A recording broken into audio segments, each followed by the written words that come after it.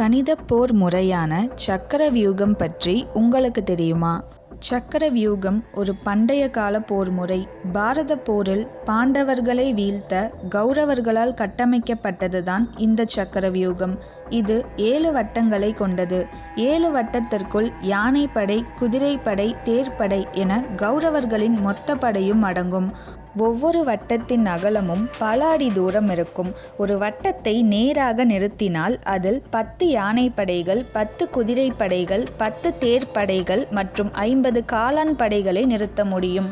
மேலும் இந்த வியூகம் எவ்வாறு சுழலும் என்றால், ஒவ்வொரு அடுக்கும் எதிர் எதிர் திசையை நோக்கி சுழலும். அதாவது முதல் அடுக்கு கடிகார திசையை நோக்கி நகர்ந்தால் இரண்டாவது அடுக்கு அதன் எதிர் திசையை நோக்கி நகரும். இந்த வியூகத்தில் சிக்கிக்கொண்டால் வெளியே வருவதற்கு ஒன்று வியூகத்தை எதிர்த்து சண்டையிட வேண்டும், இல்லையெனில் அதில் மாட்டி இறக்க வேண்டும்.